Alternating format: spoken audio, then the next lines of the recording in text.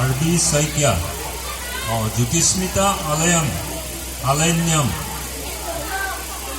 আৰু Gargi Das third position. আলেন্যম sub junior 8 years gold kata girls কাটা।